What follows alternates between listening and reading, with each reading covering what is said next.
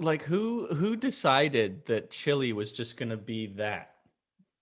Like that's it. It's just this on a map. And it kind of goes bloop at the end of South America. Weird. It's a bit weird. Yeah, no, it's just one of my favorite bits of military history that they were just like, okay, we're just going to fucking walk the fucking distance then. Yeah, just from the bottom of Argentina right the way into Buenos Aires. Yeah. And just brutalize them. And apparently the Argentinian army was so surprised that they were pushed back almost completely on the first day. Like, they were not expecting this. Well, I just think it's particularly interesting that there's certain armies like the American and the British armies probably that have the power to just obliterate lesser, factions, but they're literally told they can't because it's not fair, basically. Mm-hmm. No, you have to be fair. What? Okay. I mean, not that I want to see the Americans and the British just going around and just royally fucking everyone across the globe. Because, then that would probably piss off the Chinese, and then that would start World War III. I mean, the best part, and this comes from me particularly, about how the UK population react to any sort of military action is normally with general annoyance. So basically, we have QRF bases all over the UK, which respond with Euro Fighter Typhoons. Oh, yeah. And for reasons unknown, these Euro Fighter Typhoons have decided that below 1,000 feet is where they're going to fly now. So just to make everyone's lives a little louder. Yeah. So over the past couple of months, there has been numerous cases that places have reported on and newspapers have reported of people being woken up in the middle of the night because something has decided to fly itself at the UK coast, and a Eurofighter Typhoon has just gone, okay, let me get there. And while waking up the entire south coast of London, of the UK on my way. Yep. Because if you're going to respond to a threat, you need to do it 1,000 feet fucking quick. So goodbye, and sorry for your sleepies. The Eurofighter Typhoon's another good one if you want to let me talk about funny bits of military history. We could do that. We could do Gavin's. Well, we haven't got much else to talk about on this podcast. So that is fair. You noticed that I started. Yeah, I did. If you look at the Rafale M and all that kind of stuff, they look very like the Eurofighter Typhoon. And you'll also notice that the Typhoon is only really used by the UK. The French one and the Spanish one looks entirely different. So I don't think we have the Typhoon here. No, you don't yet. We use like F-12s and stuff. Yeah, you use the American ones. Yeah. So for reasons unknown, to develop a new fighter jet's quite expensive. So the UK military decided they'd do it in conjunction with some countries we're friendly with, which is us, Australia, Belgium, France, and Spain. Well, and Canada, but we didn't, not in this case. I know, we weren't very involved in that one. It's okay. So the lovely people at BAE, which is British Aerospace Systems, started developing this plane and were £7 billion into the project, at which point the French went, we've finished, here's the plane. And then the BAE guys went, what? Okay, because they've been developing the plane all together. And then they kind of looked at it and went, yeah, but okay. Because it was under budget. It was under budget. It was under budget. It was good. And then they went, yeah, but just for the RAF, we need to make a few changes. So the French and the everyone else kind of went, yeah, okay, you make your little changes. We're gonna go and test ours, and we'll be happy. To which point everyone went, right, let's rip out the engines and put some Rolls-Royce engines in it because it's a British thing. It needs to have Rolls-Royce Merlin engines in it. Okay. Basically, completely overhaul the entire plane. We don't really like how the rest of it looks and how the wings are, so we're going to change those. We're just tweaking them though. We're just tweaking them. Just a little bit. And also we don't particularly like this operating system that's been put in because our pilots say it's a little bit too difficult to fly.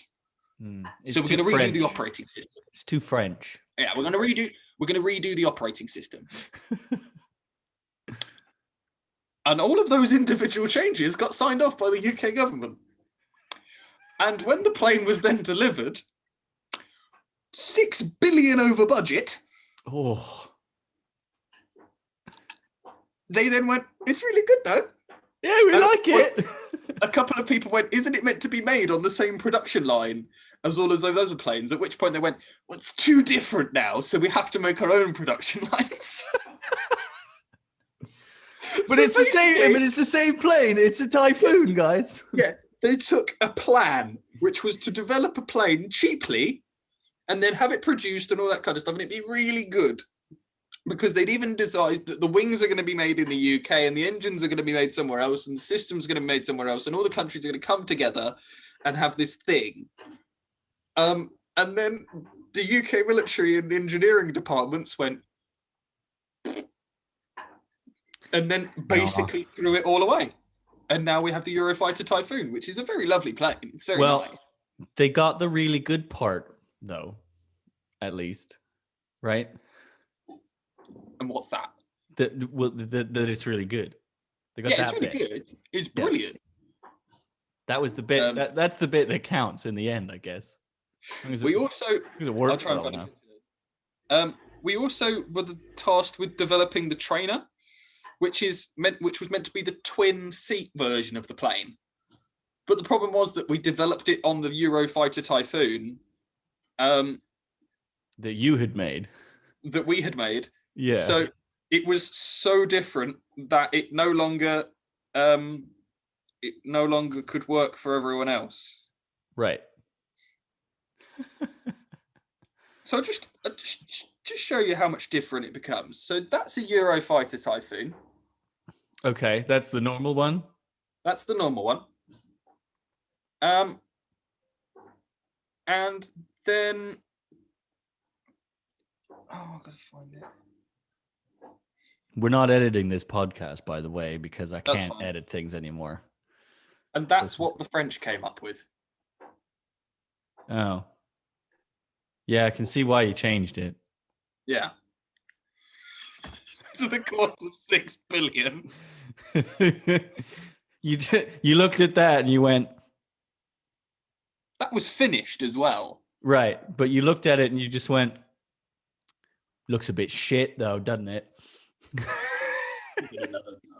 And then you just made it more interesting in every way. Right, welcome to Better Luck next week. Yeah. That's been Gavin's. It's been Gavin's military corner. I like military history. It's funny. Yeah. Good. The funny parts, not all the death. No, not all the death. Yeah. That's bad. Yeah. I just had to make sure. Yeah, that's fine. Should we start? I was going to say, speaking of death, unfortunately, we do have to give a royal send-off to Prince Philip, who passed away today at the age of 99. Mm-hmm. Just a couple of months from 100. And I mean, he had an incredible life. I have my bronze and silver Duke of Edinburgh award. I was trying to get the gold, but I didn't quite end up managing to make it happen. I have bronze, silver, and then didn't manage gold either. So yeah, it's a lot more. It's a lot easier when you're at school, I think. Yeah, but still, it was the program. I don't think a lot of people realize how much of a part of people's lives he had become. I think a lot of people, and I'm never going to try and justify a man's ways because that's him. He had his faults. Everyone had his faults, and I don't think I'm in any position to talk about that. But he was a big charitable, big member of a lot of charities. was very involved in all that and kind of stuff, and was very, very, very influential and all that kind of stuff. A lot of people that say that they've met him, obviously speak highly of him and stuff like that. We are still waiting in the UK to hear if there will be national mourning. We believe the Queen will go into mourning, but it's just not it's quite somber in the UK. It seems a bit silly, but deep down we all do quite like having these people, and they're very lovely. I've never had a kind of personal experience with any of these people, but I know going into certain, the best thing for me is that there's a bar called the Golden Fleece in Chelmsford, which was, they posted something today about him, but it was on the Queen's route when she went through. The Queen obviously went through shaking people's hands and stuff like that, and Philip went into the Royal Fleece for a pint, which is just, so they've got a picture of him having a beer, and he basically had his beer quietly at the bar, and then walked back out and continued on his way. Which so nobody really noticed. No, people noticed. Oh, okay. But he just didn't make a thing of it. Right. He just walked in, wanted a beer, had a beer, and left. So that's, I mean, that's pretty cool. He was so very involved with the World Wildlife Fund as well. Lots of incredible charity work that he did. Very influential. They've had possibly one of the better rules of a monarch, I would say, the Queen Elizabeth and Prince Philip. Yep. So all the best to the royal family and to the UK. I think Canada quite loves the royal family as well. Yeah. We love it when they come here. It's always a big thing. The royal weddings are always massive and televised. The CBC's there. So they're important to Canadians too, despite, there's a portion of Canadians that go, well, why? Well, yeah. Which is fair. But I mean, you are not a principality. That's the wrong term. But we're a primary member of the Commonwealth, right? Yes. And this is one of those things as well, like a lot of people don't understand, is even in still, I would have to check exactly, but some branches of the American military, you still swear fealty to the Queen. In Australia, you swear fealty to the Queen. In Canada, you swear fealty to the Queen. She has such a global reach. Yeah. And we have our Governor General, which is the Queen's representative. I mean, they sign off on everything. They have the power to say no. But they basically stamp everything. But we've had some wonderful governor generals as well, and it's just the influence is there, and so we recognize and mourn the passing of His Royal Majesty. Should we move on to some quick F1 news that I thought I would quickly? Is there something? Because I've really not seen much. It's really not much. So the two things are, one of them is nice and warm-hearted, and the other one is quite hilarious to me. So the first one is Romain Grosjean is doing a seat fit for a Formula One team so that he can do a test. Nice. This is important to me because of, for me personally as a person, I always feel that if you have an accident with something, if you then don't do anything with that thing ever again, it attains a power over you. So I almost cut my thumb off with a bandsaw once. Medical grade bandsaw almost went through my entire thumb. The very next thing I did when I walked into work the next day after having it stitched up was I used that bandsaw, because then it takes away the stigma. You use that thing every day. Don't give it a reason.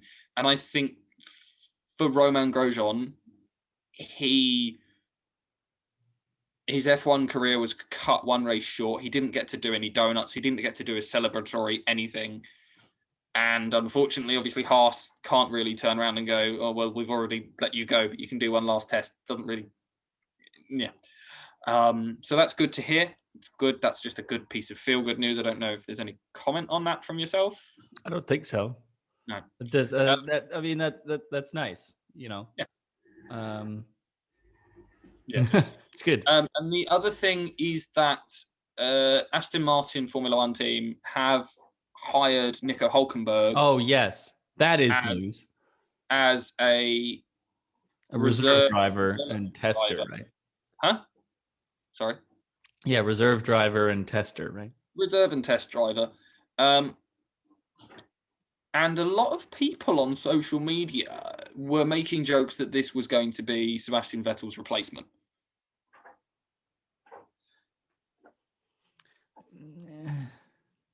Okay, I guess it could be. It wasn't my first thought. It was, they're bringing on someone. I don't get it. Yeah. The reason that you bring someone like Hulkenberg in is because, much like Vettel, he's got 10 years of experience in a Formula One car. Right. You're just bringing in another mind to help the car go better. Mind. Yeah. Yeah. The best Vettel is a 4-time Formula One World Championship, even for champion. He has, okay, he had a not great race. Well, when you bring it up, I guess I can see it, but it also wouldn't really make sense because Alpine is going to be trying to develop their own younger talent, right? Or sorry, Aston Martin. Aston Martin, yeah, that's correct. Yeah, but they're going to be trying to find their own younger talent, so that Lance Stroll becomes the veteran guy. Yeah, mentoring the younger guy, just as Vettel is the experienced guy mentoring Stroll, the younger guy now. Yeah. I don't know. I mean, in a pinch, if one of them gets COVID or gets hurt, then they have Hulkenberg there. Yeah. You know, and that makes sense. Yeah, the thing for me, and this is kind of one of the difficult things with the test and development driver, is you obviously have to have a test and development driver because Formula One say that you can do more laps, but it has to be with a third driver. Right. Now, the difficult thing is that some teams initially filled that role with a young driver. Now, the problem with that is that because it's someone that's not used to a Formula One car, their first, I mean, you only get 6 or 7 tests a year. I'm not exactly sure how much, but their first couple of tests are not going to be very good. One, not going to be very good, and 2, getting used to a Formula One car. Yeah. So the test is going to be, I got used to the car and I can drive it now. And it's probably going to take them a while to be able to be consistent and then give consistent feedback. And the problem is as well, is that your 2 drivers in your race team, if you've got a young guy that says, I want to set, this is how you should set up the car, they're not going to listen to him. Because they're going to go, you don't know what you're talking about. I don't trust your information giving to the engineers. You're 20 and don't really know how to drive this car still. So why would we trust your input? Whereas, Red Bull has Albon and now Aston Martin has Nico Hulkenberg as trustworthy voices to say this bit's wrong with the car. I mean, I don't think there's much else to say about it. No, Mercedes have Paul di Resta, who was a Formula One driver for 4 years. Yeah. So he knows what he's talking about. McLaren have got similar people. I mean, though, for me, this is a guy that can get into a Formula One car. You go, right, here's 10 laps, get used to it. Okay, you're used to it? Cool. Right, anything else? Right, now go and do the test schedule and get out the car. Like you're paid to be there. You're paid to pound around, get what you need out of the car, and give information. So Nico Hulkenberg's probably best at that. Mm-hmm. That's all of the F1 news I had. Yeah, I mean that's about it really. And speaking of acquiring new talent, that was I feel very differently about this than I do. Is what the Carolina Panthers have done.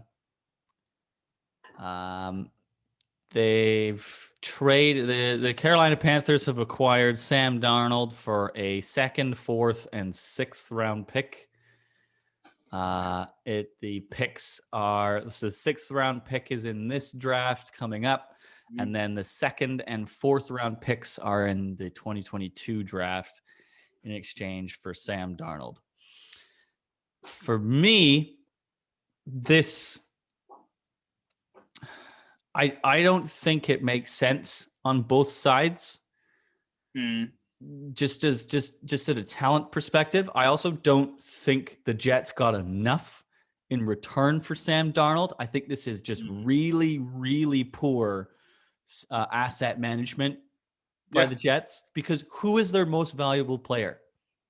Far and away, it's Sam Darnold. I can't even name you anyone else on the Jets roster, right? I think Joe Flacco's there now. Don't know why. I mean, don't think he's going to do any better than Sam Darnold. I think he'll do much worse than Sam Darnold, actually. Joe Flacco, to me, is the most overrated quarterback in football. He did one good thing once. No, but he didn't. He didn't. I mean, he kind of. When your defensive standout, who was Ray Lewis, had to have a conversation and say, right, the offense can only put up 2 touchdowns. The only way we're going to win is by holding them to less than that. Right. So that was why the Ravens went so far, was because the defense never led. The defense was so good. The defense was so good. That was it. Anyways, so obviously Darnold hadn't quite panned out the way the Jets wanted him to. Well, no, the Jets didn't pan out the way Sam Darnold wanted them to. Right. The Jets said that.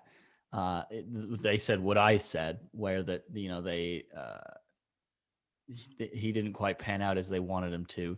Which, I mean, to say is, you literally did nothing to help this kid for 3 years. Yeah, that's the thing for me. I think one of we do need to talk about how we deal with quarterback talent and how we deal with talent generally in the NFL. So the thing for me was Sam Darnold was in the same draft as Baker Mayfield. Sam Darnold drafted just after Mayfield, right? Yeah, Mayfield was number 1 overall, and then Darnold was like 2 or 3. Yeah, so this is an interesting statistic. The only quarterback from that draft that is still at the team they were drafted from, is Baker Mayfield. Yeah. He's the only quarterback that stayed with the same team. So that means that no other team has given a kid more than 3 years to develop in the NFL. Which is just not long enough. It's not. And especially when you literally don't give them anyone to throw to. Like, who are the wide receivers for the Jets right now? I don't know. You can't name any off the top of your head. I'm going to have to Google and find out who's on their bloody roster, because I couldn't tell you who Sam Darnold was throwing to. But then if you look at I don't actually think we have seen in 3 years what Sam Darnold can do. No, and this is what my argument was, that the Panthers did not give up enough for him. There should have been at least a 1st round pick in there, in my opinion. I think it should have been a 1st, 2nd, and a 4th. I don't think a 1st, a 2nd, and a 4th. The thing for me is that he's almost net neutral at the moment for me in value. So they paid a 1st round pick for him. Now, he's not injured. He's not had any problems. But the thing for me is that you can't take the play he's had over the past 3 years as a representative player of how talented a player he is. Because I watched some recently, and it's either an offensive line that's got more holes in it than a sieve, or no one to throw to. Well, it's all of that. And on top of it, I was even premature in my saying, according to the ESPN Jets depth chart, they don't even have Flacco. Their starting quarterback is James Morgan, who sounds like a non-playable character from Assassin's Creed Black Flag. Yeah. Anyway, so the thing for me is that you've got a player who, has played 3 years in the NFL, so he's probably used to an NFL system and how the NFL works. Great. But you're going to have to teach him a new system wherever he goes, and he may have picked up some bad habits. Now, for me, I, as a team, would understand paying a low 1st round pick for him. because he is worth a first-round pick. He was drafted as a first-round pick. He's got that fundamental talent. But you've basically got to do exactly the same with him, if a little bit less than if you drafted a rookie quarterback. Because you've got to teach him a new system. You've got to get rid of whatever bad habits he picked up for 3 years in the NFL, and then you've got to develop him. So basically what Sam Darnold has done is lost 3 years of his career. I guess when you put it that way, yeah. My argument for trading the first round pick, I know Carolina's is high this year. That's why you don't trade, this year's. You trade either next year's or even a 2023 first round pick. Because you're looking at what you're getting, right? You're getting Sam Darnold right now, and you're also getting a franchise talent in this year's draft. So you put those things together. Ideally, by 2023, that first round pick isn't very high, right? It's more middle, lower, and you can maybe do some finagling to trade up again if you need another first round pick that's higher up in the draft. But if you now have Sam, the Panthers are laughing right now because they have Sam Darnold. They have whoever they're going to draft in this draft. It's probably Trevor Lawrence. He's the only one that makes sense at number 1 overall. So you've got 2 potential franchise quarterbacks here, depending on how well they develop Sam Darnold. Darnold's going to step in now because they obviously weren't happy with Hightower or whatever his name is. Yeah. Water Tower, something. I mean, but I think you've got to look at let's look at this as from trade from the angle of 2 different teams. Now, if I'm the Carolina Panthers, I've got the number 1 overall pick. I wasn't happy with my quarterback play last year, but also I was down Christian McCaffrey. Right. Now, yes, I think I wrongly quoted to you that Christian McCaffrey was 2,000 yards of offense. 1,763 yards of offense is pretty damn close. That's a very good wide receiver and a very good running back. Now, he's only done that once. Yes. So far. Either way. Let's say those are running yards. Yeah. Right. That's rushing yards. That's not receiving yards. Okay. So what's the receiving yards? Well, nowhere near that because he doesn't catch the ball as much. Oops. Look up Christian McCaffrey combined yardage. I typed in Christina. Christian, thank you. McCaffrey.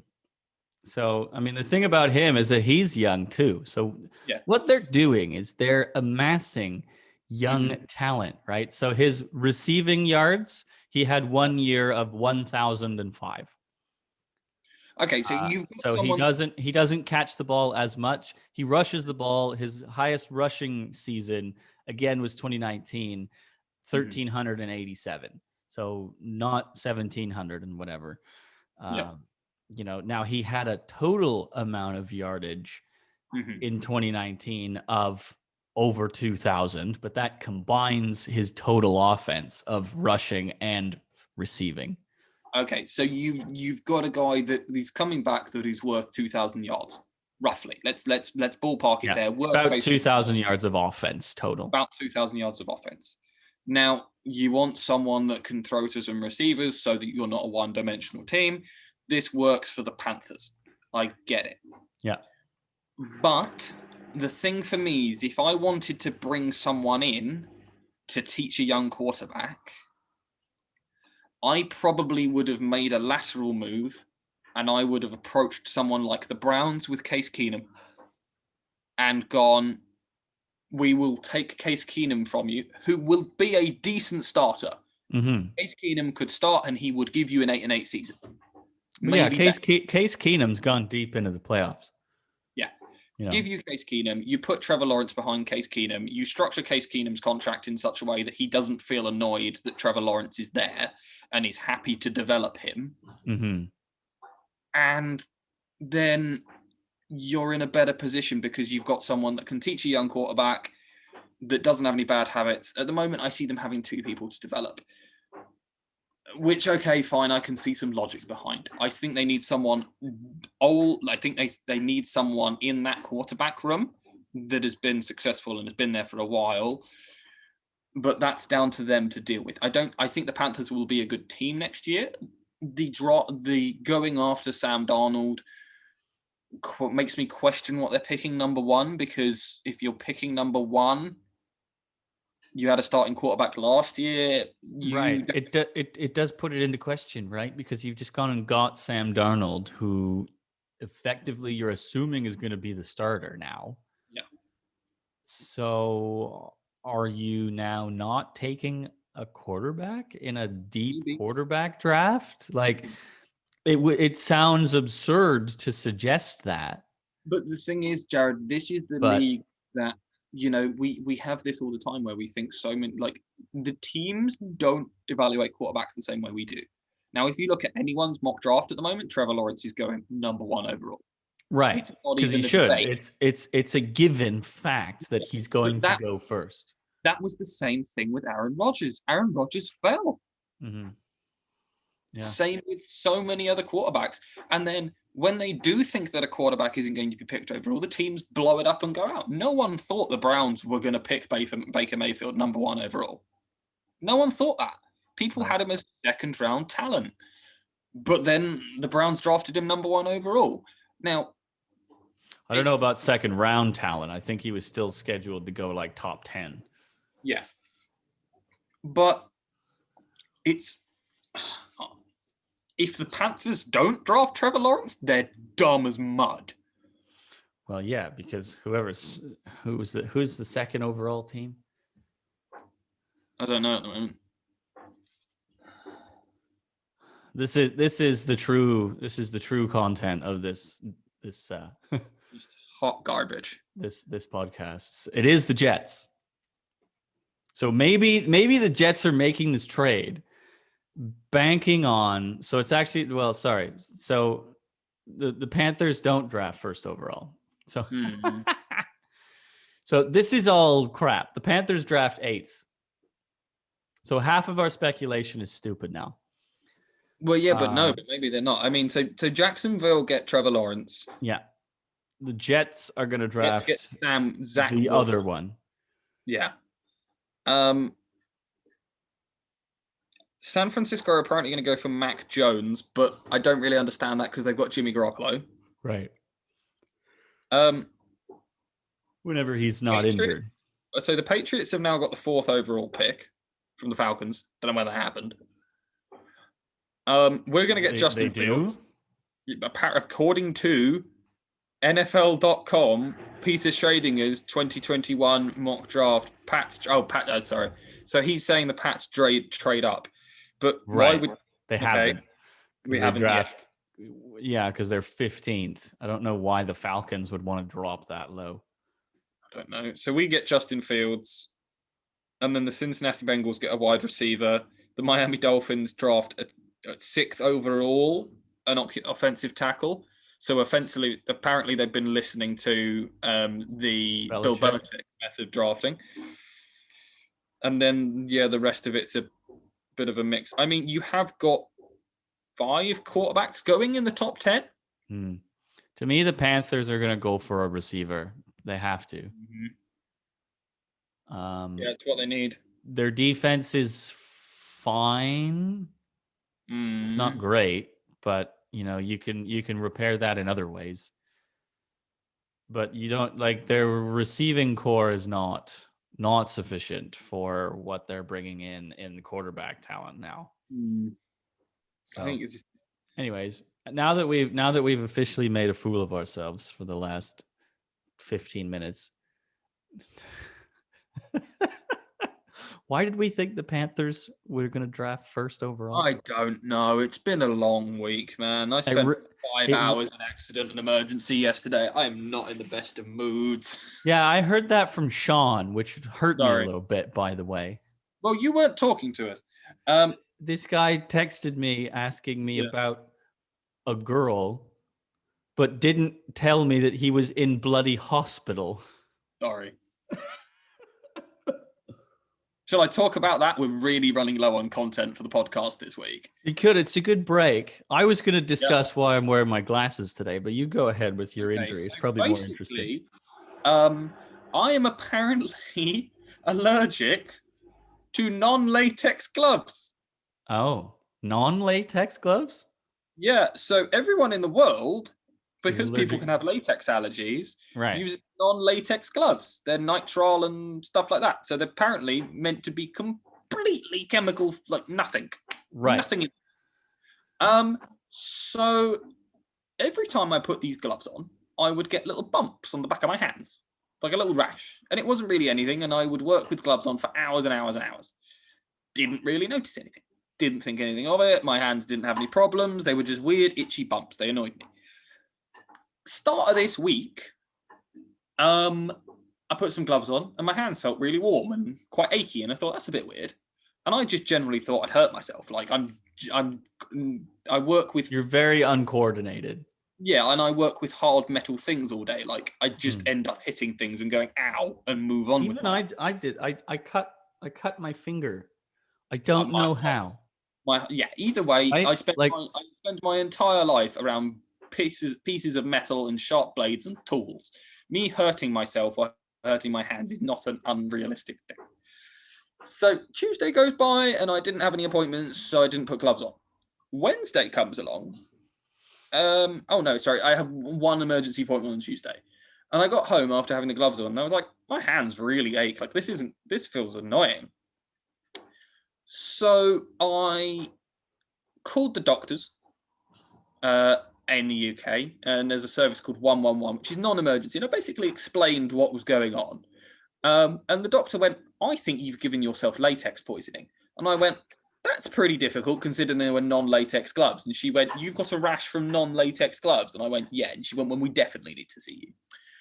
So I went and saw them at 10:30 at night because that was the appointment time that they had. And sat in a hospital on my own. Like literally, there was no one else there. It was just me. It was me, a nurse, and a doctor. Well, I mean, you're in a pretty small town, anyways. So yeah. Anyway, so got seen, and she looked at it and she went, "Looks like some kind of dermatitis, allergy, or something like that. It can cause quite bad physical pain. Take some antihistamines and let us know in 3 days if it gets worse." Go into work the next day, take the antihistamine, put the gloves on, don't think about it. Get halfway through my appointment, and I'm normally like doing stuff with my hands and talking people through what I'm doing or discussing further things with the client and stuff like that. So my brain's doing other things. And I'm trying to fit a belt, which is basically doing one bolt up. I do it all day, every day. I don't even think about it anymore. And I'm trying to do it, and it's like 1,000 times more difficult than normal. And I couldn't figure out why. And I was like, I'm really sorry. Normally this takes me and the girl who was working with me, looking at me, like, normally you do this in 5 minutes. Why is it taking you 20? Yeah. And I basically pull my hands away and I try and grip something with my left hand. And my left hand has just turned into a claw. It won't move. Nice. Like it's like this. That's my hand. And my entire arm aches and the rash is like spread up my arm and all this kind of stuff. She goes, what the hell? And I look at it and I go, oh dear. Rip the glove off and my hand is bright red. And immediately, as soon as the gloves start off, and my brain looks at it and goes, that's meant to hurt. We haven't noticed that yet because we've been distracted. That hurts. And then it starts feeling like my hand has been dipped in gasoline and set on fire. To which I go, oh. And then my other hand goes, oh, we want to be part of this party as well. So the girl the girl rips the glove off because she's like, shit, this isn't good. And my other hand goes, fucking welcome to the Thunderdome. At which point I can't use either of my hands. So I go, I can't finish this appointment. She goes, you need to call a hospital. And I go, yeah. So I walk out the room and walk up to my boss and go, I need you to call 999 and get them to explain to me what I need to do. And she goes, why? Not looking up for her computer. She then looks up and my hands are doing this and not moving. She goes, shit. So we call a hospital and all this kind of stuff. And I have never realized, and this is quite bad for me as someone who works with disabled people all the time, human beings are dumb. So I walked up to a woman. My right hand kind of regained a little bit of ability. Like, it wasn't the one I was using, so I could use a phone. But my other hand was still a claw. Like, it didn't work, and it was painful to even move it. So I tucked it into a pocket like this. And I wear a little bandana around my neck because at work, we constantly have to have masks on and off and on and off. And I'm constantly ducking in, and putting a mask on and off has driven me insane. So I basically have a little red thing that I just pring over my nose. And it sits around my neck all day. Now I had that on, and she went, no, you need to wear a surgical medical mask. And I was on my own. So I pulled it down and then went, and she went, if you can't put a mask on, you can't, like, she was like, I was like, basically tried and was like, I can't put a mask on. And she was like, if you can't put a mask on, you have to leave. And I went, I can't put a mask on. I can't physically do it. And she went, you need to. And I went, I can't physically do it because my hand is like fucked. At which point another nurse walked past and went, are you the guy that called with his hand? And I went, yeah. And she just looked at the other nurse and went, yeah, his hand's not working. I'll put the mask on for him. Put the mask on for me, and then escorted me to a doctor. And I was just like, thanks for that, love. Yeah, at which point I saw the first nurse told me it was a chemical burn. The second nurse told me it was a latex allergy. The third doctor told me it was a latex allergy, at which point I turned around to him and went, they're latex-free gloves. How did I manage that? He then ordered the entirety of the hospital's worth of tests. For the fourth doctor to go, you've got an incredibly bad case of contact dermatitis, and because your body is trying to get rid of the toxins, this has caused your hand to come out in a rash and caused your bones and muscles to seize up. Nice. Off you go. Thanks. And did you spend the night? No, didn't end up spending the night. I left okay. at about probably about 6:30. I managed to get home. In the morning? No, 6:30 at night. I got there at the appointment was at 12 o'clock. So okay. So I basically like saw my person at 12 o'clock, and then at 1 o'clock I was in A&E. And I was messaging an American friend of mine who does my job in America, and he basically messaged me and said, how much does that cost? Oh, the United States. Not at all. It didn't cost me a penny. Imagine having to pay for all of your healthcare. Imagine having to have something like that happen and then be a financial burden. Yeah. A total accident that you had no idea existed in your body is now going to cost you 12 grand. Yeah. I spent 4.5 hours being seen by medical professionals who ran a bank of tests and gave me like various injections and all this kind of stuff. At one point brought me tea and a biscuit, which was hilarious because I was sat in the burns unit with my hands like this. Yeah. Would you like some tea? And you're just like, how?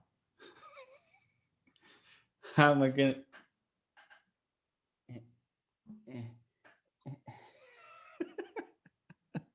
Yeah. Yeah.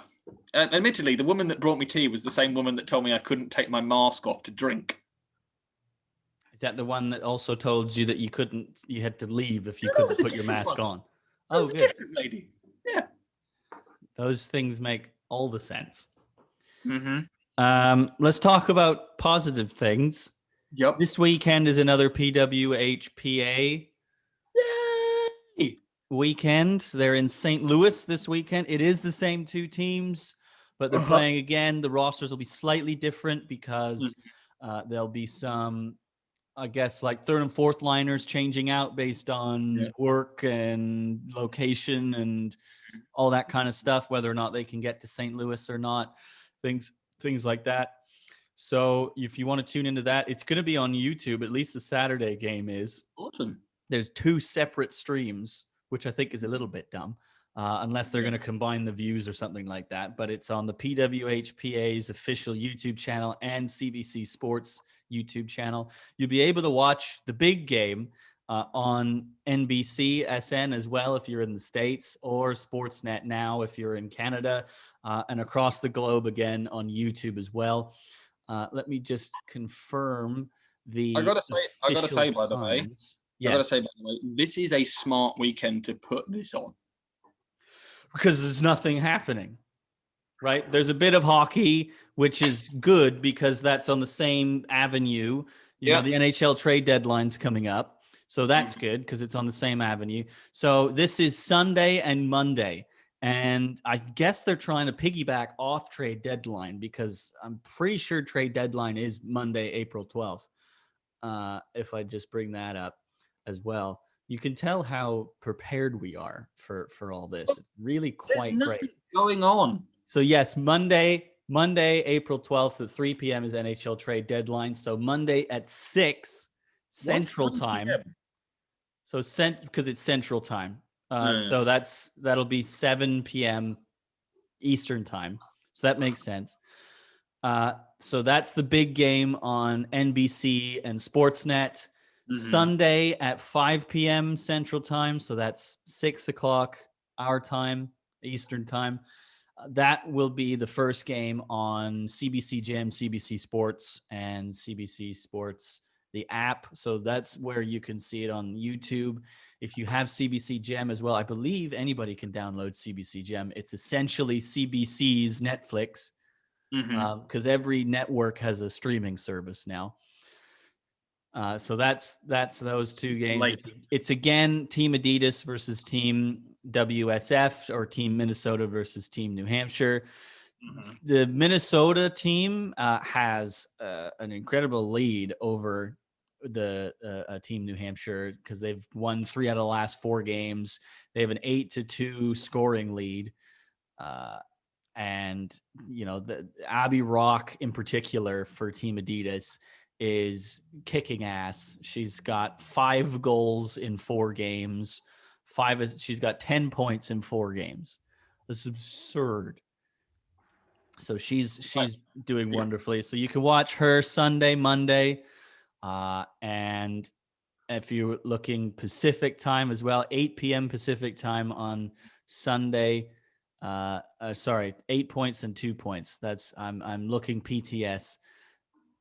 And thinking something else for some reason because sports is a thing. Now, I did want to mention the World Championships as well because they're coming to Halifax and it's happening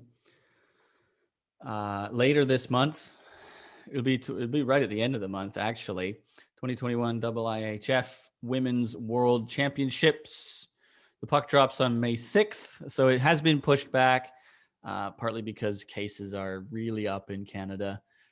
This variant is, multiple variants are really hurting us.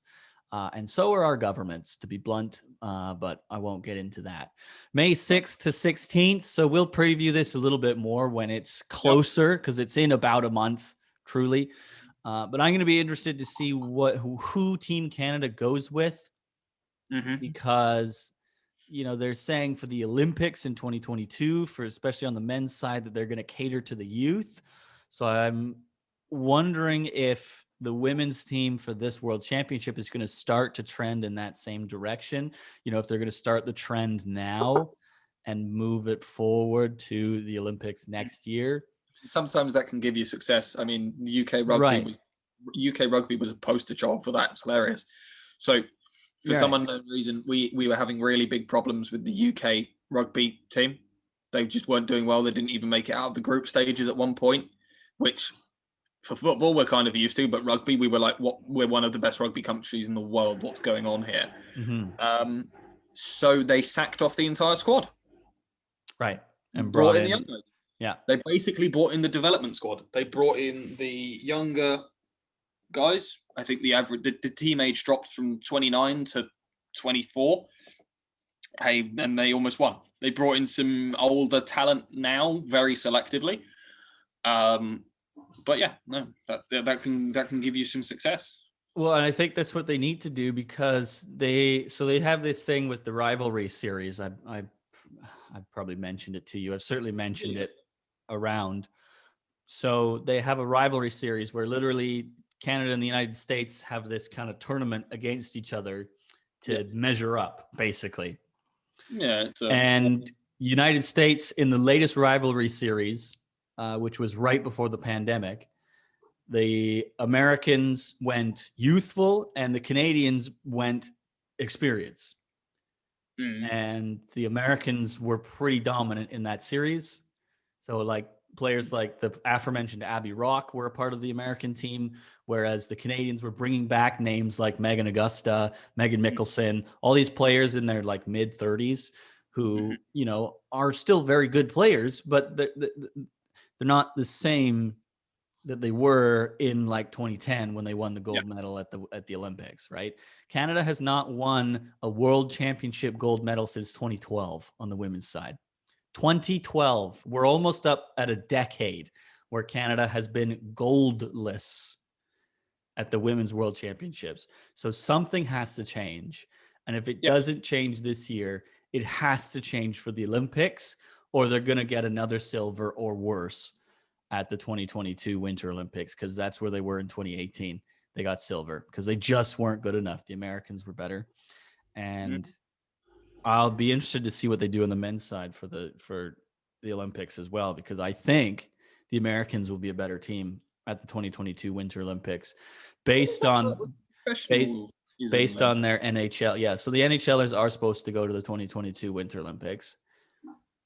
Are they professional? I thought you can go to the Olympics as a professional.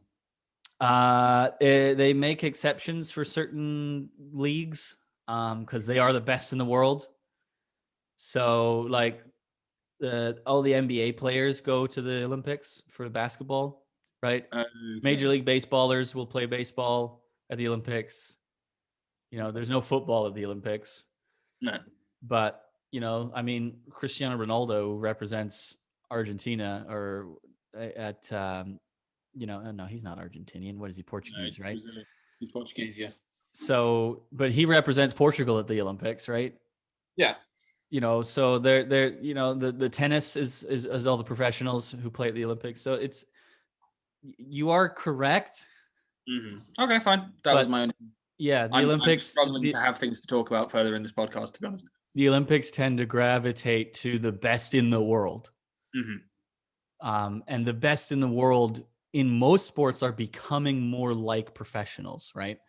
Because they're getting more money, they're getting tons of sponsorships, they're getting all this stuff that they can keep getting better at and get growing bigger and bigger and whatnot. But the NHLers didn't go to the Olympics because in 2018, the Olympics were in Russia, and they didn't want to send the players to Russia, and also didn't want to interrupt the NHL season to send these players to the Olympics, because there's been major injuries at the Olympics before, which in turn ruins the NHL season, because players like Steven Stamkos go to the Olympics and break their leg, and the Tampa Bay Lightning miss the playoffs. Well, that's the same thing. That's the same thing with the Football World Cup, is that the English players will put on a good enough show that people don't get upset. But there has also been recording things of team managers telling to the players, okay, you're going to go and represent your country, but we pay you. Right. And I don't really get that, to be honest, because to me, yes, you want to win the championship of the league that you play in. Yeah. But you get an opportunity at that every year. You don't get an opportunity to represent your country and win a gold medal every year. You get at the Olympics. You get that every 4 years based on your sport. Would that not be a more rewarding experience to win a gold medal at the Olympics? In my opinion, yes. So I can't argue with you.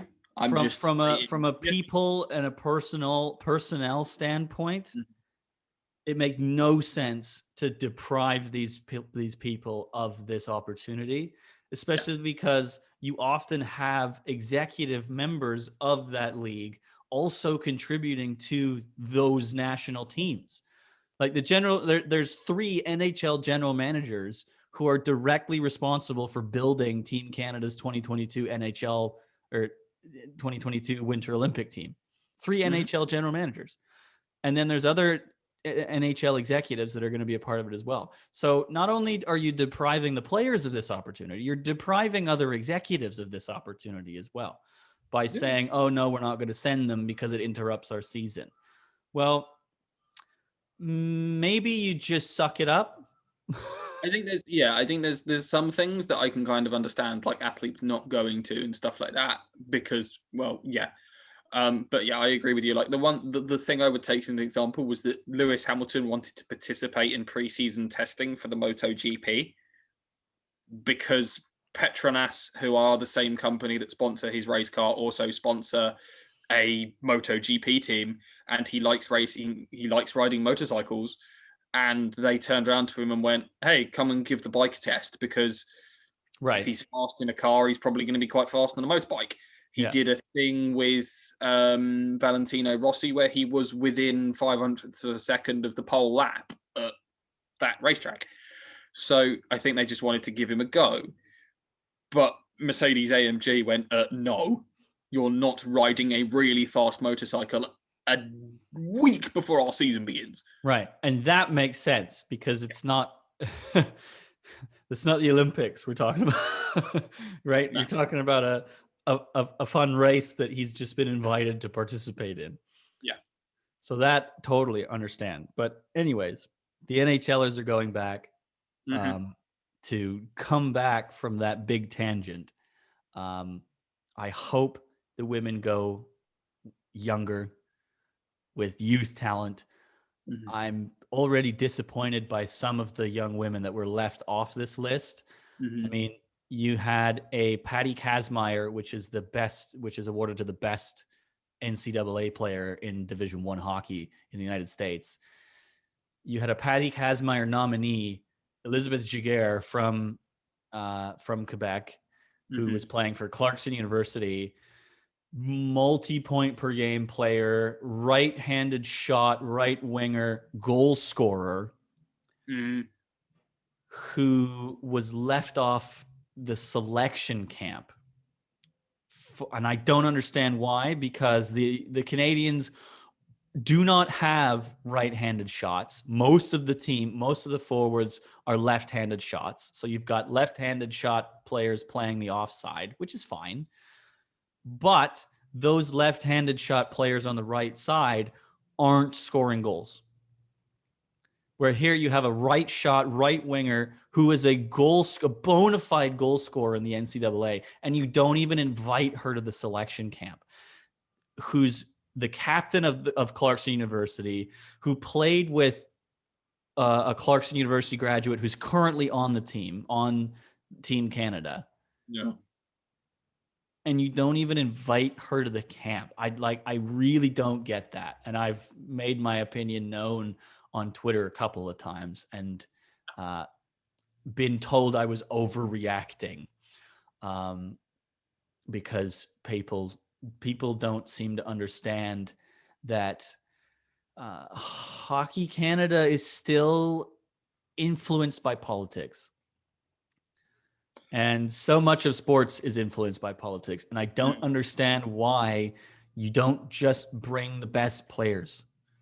There's still this idea of, oh, I'm going to do a favor to this guy because, we're buddies and his son/daughter's really good at hockey. So I'm going to bring them to this, that, whatever. Just bring the best players, man.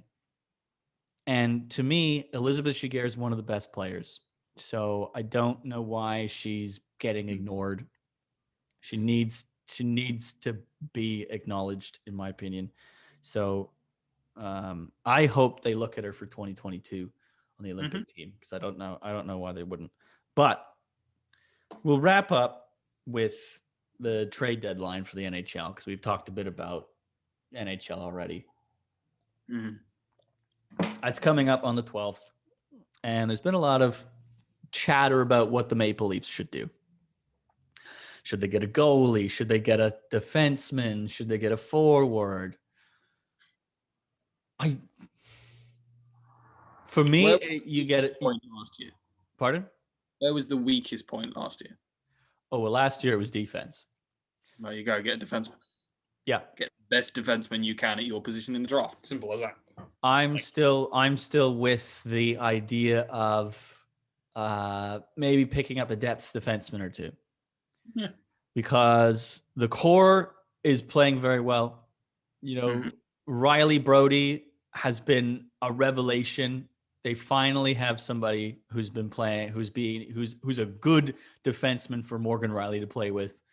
TJ Brody got his first goal on Wednesday night. Finally, first goal of the season, as our first goal as a Maple Leaf as well. Then you've got Muzzin and Hall on the second pair, which is literally your shutdown pair, who are very good. I've seen people go, maybe they need an upgrade for Justin Hall, and I just don't see that when Justin Hall and Jake Muzzin have successfully shut down Draisaitl and McDavid multiple times this season. There's only really been 1 or 2 games out of the 6 or 7 games that they've played against the Edmonton Oilers where Draisaitl and McDavid have exploded. Every other game has been a shutdown of those 2 guys. And then the third pair of Dermott and Bogosian has been very surprisingly good. I don't think people expected Zach Bogosian to be as good as he is, but he's a Stanley Cup champion. He won it last year with Tampa Bay, and they brought him in for some grit on the third pair, and he's been exactly that. And he's basically a smart Roman Polak. Because Roman Polak would just off the glass and down the ice, and there's an icing call for you. And it's like, great, man. Spectacular. Good job. Well done. So to me, they lost a couple of depth forwards in Jimmy Vesey and Travis Boyd. So maybe you get a depth forward as well, just because, but they've got guys in the wings. They got Nick Robertson, who's coming up. They've got Alexander Barabanov that they keep shoving into the lineup when they need to and when they can, because William Nylander's out right now for COVID protocol. And they've got other guys that you can easily bring up. So maybe a depth forward, maybe a depth defenseman. But people they're saying, oh well, maybe the Leafs will get Taylor Hall to slot in on the top line. Obviously, Taylor Hall makes your team better. Mm-hmm. But he's too much of a dominant force on a line that already has 2 dominant players in Mitch Marner. Yeah, and you start causing yourself problems because no one wants to take that kind of, not number 2 role, but no one wants to kind of be the guy that goes in and does the grunt work. Right, if they want to be the star player, then none of them are going to do the non-star player stuff. And that's why Zach Hyman works so well on that line, because that's exactly what he does. He goes and gets the puck and gives it to the star players so that they can be star players. Yeah. Right.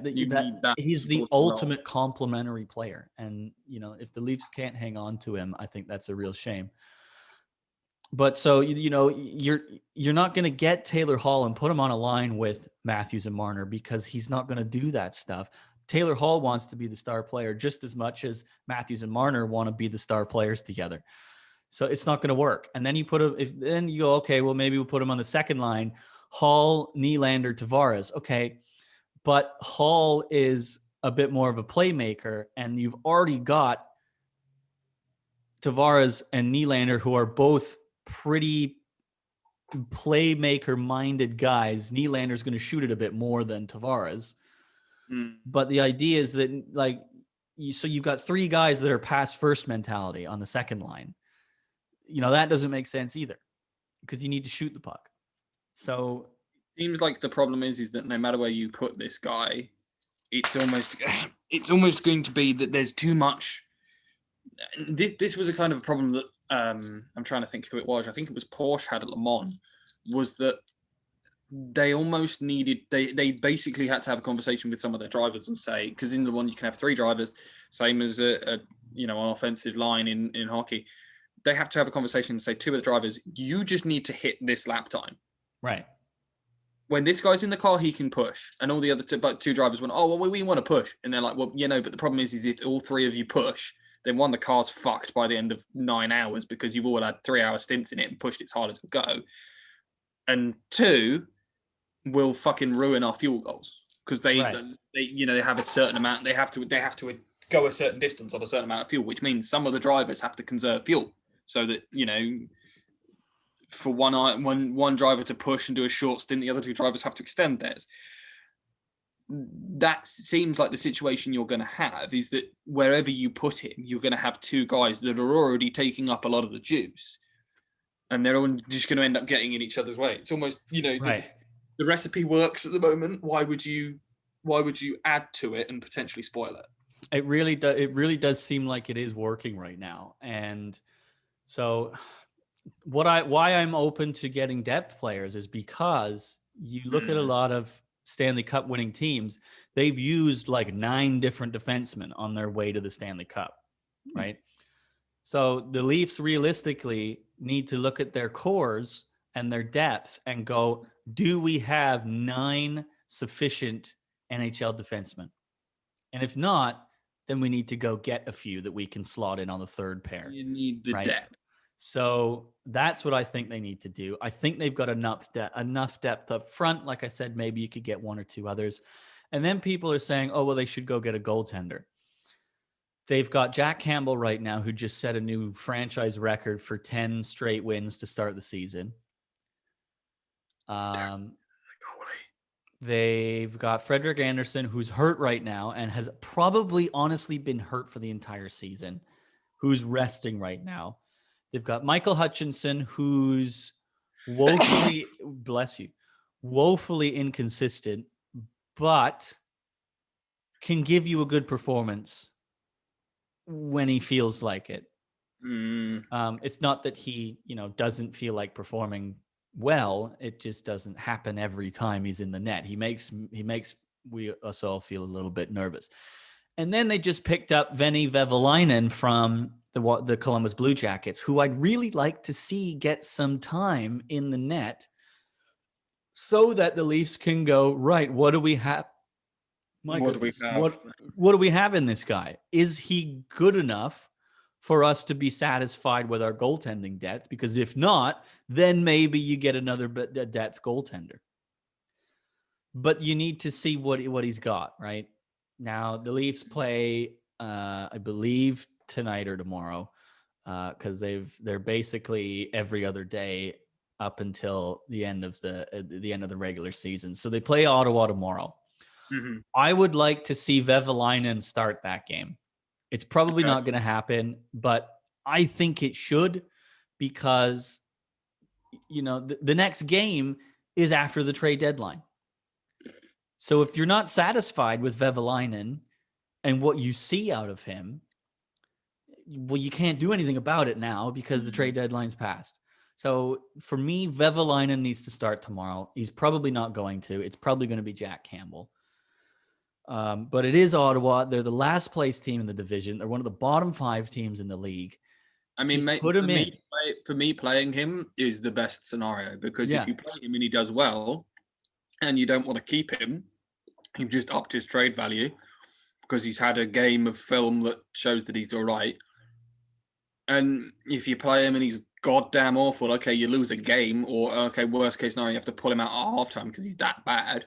Yeah, he doesn't have any value, and you can get rid of him. You're not paying his contract anymore. Or you just get another depth goaltender, and you've got 5 goaltenders that you can substitute through. And 2 can dress for each game, can't they? 2 can dress, right? So then you've got 3. You've got 1 scratched, 2 on the taxi squad, or you send 1 down to the minors. And if you can, that's the other thing. If they can. Right, should we end there's all that waiver stuff. So that's what I think. I mean, depth guys. Mm-hmm. I think that's all they need, truly. So we could end it there. You want me to talk about my glasses though? I don't normally wear my glasses. I like you when you wear your glasses. I assumed it was just because you had a problem with your contacts. No, I just sometimes decide not to wear my contacts because I'm looking at screens all the time, and these are the blue light lenses, I think. Mm-hmm. So it's sometimes good to just not have them on, but particularly I've decided, because I have I have a hard drive with some old Doctor Who episodes on them and have been bought. Like I have season 4 on DVD. Mm-hmm. And I have David Tennant's specials as well. And then I have like season 7 part 2, which is Jared, like... Are you about to say that the entire reason that you're wearing glasses because you want to look a little bit like David Tennant? A little bit. You know, when he gets out his glasses and does the whole... Mm-hmm. My biggest failure, well, not my biggest failing, my most annoying thing, and it's like the strangest thing to want for, and then we really should end the podcast because if this is what we're talking about, fucking hell. This is how we're ending it, yes. Is that whenever I've put glasses on, I have got hundreds of compliments. Like me with glasses on, it's like kind of... I think us with glasses on, like the both of us, especially because you have similar square framed ones as well, right? They do well. They do well with our round faces. Glasses. I have perfect 20/20 vision. I'm the only person in the world that goes to the optometrist and sits there and goes, maybe I should not say I'm like a few of these numbers. Like get them wrong. Just look and go. So I can get glasses. I mean, you could just go. You can just buy frames. You can do that. But I don't want to be that guy that just has frames with nothing in them. Right. I'm currently 20 minutes into the most recent episode of Invidicredible, which is my new obsession. So I think we should end the podcast and move on. Okay. Well, all I was going to say, all I was going to ask about is, I don't even remember if you were a Doctor Who person or not. I am a Doctor Who person. I very much like that. I'm a... Well, so how far have you gotten with the new series, I'm not. like in general? I'm not. I did the first guy, Christopher Eccleston. Yep. Then David Tennant. Big Eccleston fan here as well. Yep. Tennant was good as well. And then Matt Smith. Fantastic. Matt Smith's incredible. And then watched one episode of Peter Capaldi and haven't watched it since. So I got through up until the end of Clara with Peter Capaldi. I don't like it. He wasn't... I could understand where they were going with it. Right, we should end the podcast because this is us talk, not podcast talk. No, it's fine. All right. I don't know. I just didn't like him as a Doctor. Yeah, and that's fine. He was too... I think Doctor Who actors should always, one, be someone out of completely left field, like that we've never heard of. Because then it's a completely new character and you don't base it on anything. Like, Eccleston was the best person to bring it back because he was aggressive. He had that grit to him. He was brilliant. And nobody really knew, like, I mean, I had no idea who Christopher Eccleston was. Like, had he really carried anything before then? I had no idea. Yeah. You then moved to Tennant. Yeah. Who was it was almost as if like Eccleston was this unformed, jaggedy thing. Right. Which was what the original Doctor needed to be. Yeah. Because he was aggressive, he was a warrior, we needed excitement. Boom. There wasn't too much of the intelligent doctor-y thing with it. With Tennant, you shaved a little bit of that away and you got some goofiness, which was good. And some more intelligence as well, I think. Yeah, but he still had that warrior side of him. Yeah, because Tennant can turn that on with any character he plays. Yeah. Matt Smith came in and had the same ability to turn it on, but was a little bit more goofy, brought a little bit of the fun side. Yeah, he was a bit more of a childish Doctor, obviously, with his youth. Yeah. But then Capaldi just had none of it. He wasn't... I will argue for Capaldi in the sense that he got better. Because he and Clara had a season and a half together, right? because they kept doing this weird thing where and TV started to do that in general for a little while. I think they've stopped, but like, you know how they like had these like mid-season finales and stuff like that, and they kept splitting seasons in two or whatever. So like Clara ended up leaving midway through like season 7 or whatever, or season 8, and you're like, oh okay, bye, I guess. Yeah. Right? And then it was almost like the David Tennant specials, which it was like this awkward kind of middle ground of he's not gone yet, but he doesn't really have a companion. So what do you do? And it kind of worked out because they do the thing where they split the series in two with Christmas. So they had the Christmas special and Clara was gone, and then they got him a new companion in the new year or whatever. Yeah, I mean, right? But the thing was that with Eccleston, and some people would turn around and go, oh, it was just, you're talking about the companions. Eccleston had his own companions. Yes, he had Rose, but was very good. Well, he had Rose, he had Harriet Jones, right? Yeah. And those people carried over into Tennant's tenure, right? Yeah. Tennant was very good. And then the thing that I liked about Matt Smith was that I think Doctor Who always needs to be about the Doctor. Yeah. And with Tennant, it was about the Doctor, but you had a good supporting cast. Well, with Matt Smith, phenomenal. Yeah. With Matt Smith, you had a good supporting cast of Rory and Amy. But the most important thing for me was that at a certain point, they went, this is too much Amy and Rory. We're going to just throw them away. We're going to start fresh. Yeah. And that allowed Matt Smith's character to stand on his own. Yeah. And he went, right, okay, boom. This is what this is about. We can completely throw away these two people. Well, and I think there was a really nice give and take, right? Like some episodes were more about Amy and Rory and the Doctor was helping them out. And other episodes were about the Doctor and Amy and Rory was helping him out with something character-based. Yes. Right? It was all very character-based. The most important thing about Matt Smith's was that you could completely throw away Rory and Amy and give him a episode with James Corden, and it was really good still. Oh God, yeah. Both of those episodes with James Corden are great. Brilliant episodes. Yeah. But the important thing is that they need to stand on their own, and that's one of the things is that I never saw Peter Capaldi's. I never saw the warrior side of Peter Capaldi. I only ever saw the funny, goofy side, and the problem is that the funny, goofy side doesn't. To have one, you need to have the other. And Peter Capaldi's was one without the other. Well, and it doesn't quite hit the same when it's an older man doing the goofy stuff, right? Yeah. David Tennant was in his late 30s when he started as the Doctor, right? Matt Smith was in his late 20s going into his 30s, right? When a young man is being all goofy and, like that, it hits differently. Mm-hmm. What I will say is that the warrior comes back, right? With Peter Capaldi. You definitely see it throughout the Clara tenure. But I stopped after Clara, and that's no disrespect to Pearl Mackie, who came on as the next companion, who apparently a lot of people really liked.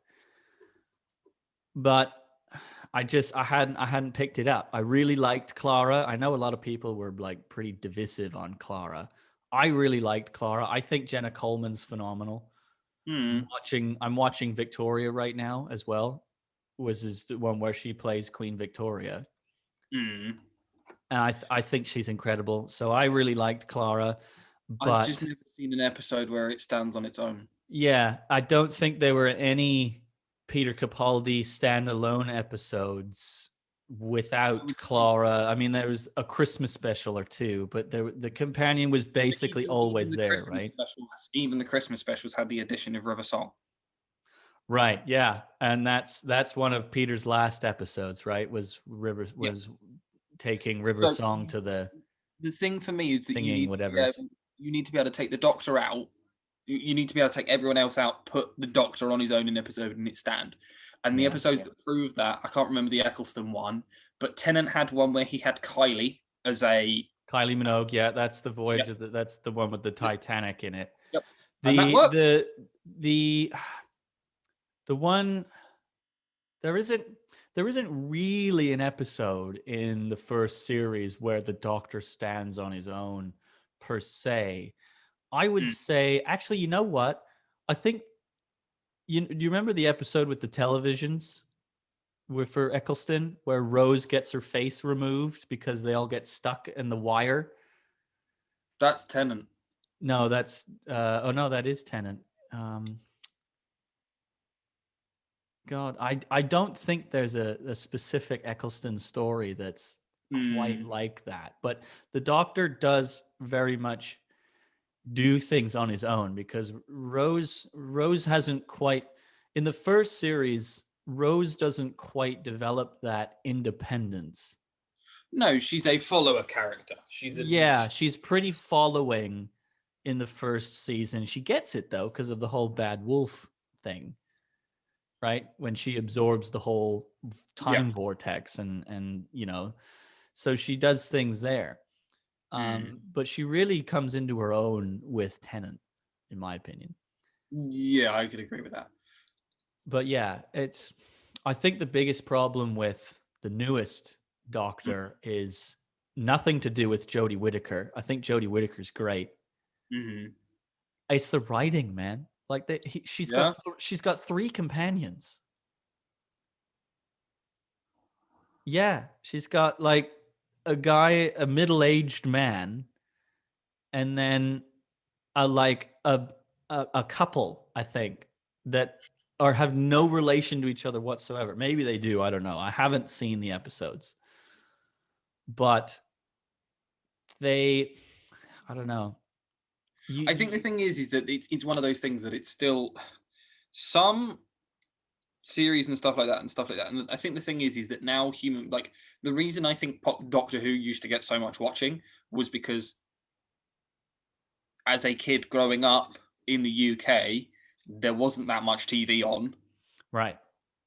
You couldn't go on somewhere and watch something whenever you wanted. Now, because you can go somewhere and watch whatever you want, it's kind of difficult for things like that to get an ear in. Well, so they're trying to be dynamic and fun, and it doesn't really work. I mean, I'm watching. Well, people had so much hope. People had so much hope because Stephen Moffat honestly overstayed his welcome as the head writer. You know, he did. I mean, he did Eccleston stories. Yep. You know, right? He did. That's the Empty Child. He did Tennant stories. And then he took over for Matt Smith. So, not only did he had 2 doctors, 5 different companion characters at least, because you had Amy, Rory, Clara, Pearl Mackey's character, because that was with Capaldi, so that was still Moffat. And then you had and then Moffat created River Song. Yeah. So she's a companion character, in my opinion. So you had 5 or 6 companion characters, plus all of the guest writings that he had. So he had Rose as a character. He had Tennant and Eccleston's doctors. He created River Song. He wrote for Donna. He wrote for Martha, I think. So like he wrote so many characters that I think it just got a bit stale. You know. So people were very excited when Chris Chibnall came in, and because he had written good episodes, like Moffat had written good episodes. Yeah. And Chibnall has basically gone, I'm going to try and cram all of this stuff in, ignore some of the canon information, and do my own thing, while also not developing enough of the characters that I've created. Because he's got 3 companions. He brings back Captain Jack Harkness as well, which wasn't his character, right? That was a Russell T Davies character. So it just feels so forced, overblown. It's like it's just so obese. that it doesn't make sense. So, and I feel bad for Jodie Whittaker because I think she's done, from what I've seen, I think she's done a good job with the character. Yeah, but I think at the end of the day, she's saying the lines that she's being given. So exactly. So I almost think Doctor Who needs to take another break. Possibly. Right? Because that was half the reason why it was able to come back to success as it was, because people didn't watch it in so long, and then it came back and they were like, oh, this is right, because it was waning off, right? Sylvester McCoy was the last Doctor of the original series, right? And he was kind of like, people were, yeah, he was fine. So maybe it does need to take another break. Yeah, I don't know. We'll take a break though and come back next week. I'm wondering where you went that our sports podcast that you spent the last 20 minutes talking about Doctor Who on. Because why not? It's a valid point. I mean, with the best will in the world, it's our podcast. We can talk about whatever the fuck we want. So exactly. I think that what you should do, Jared, if you've got nothing planned for the rest of your days, you should watch the first 5 episodes on Amazon Prime. Oh my God. How long are these episodes? 40 minutes. 5 Oh my God. But it's right, end the podcast now, and then we'll talk about this. Okay. Well, what do you want me to watch? Incredible. You can't even say it. Right. So a thing on Amazon. Right. We wish better luck next week to Gavin for being able to pronounce the show that he watches. And all the losers as well. We'll be back next week as always. Bye. Bye.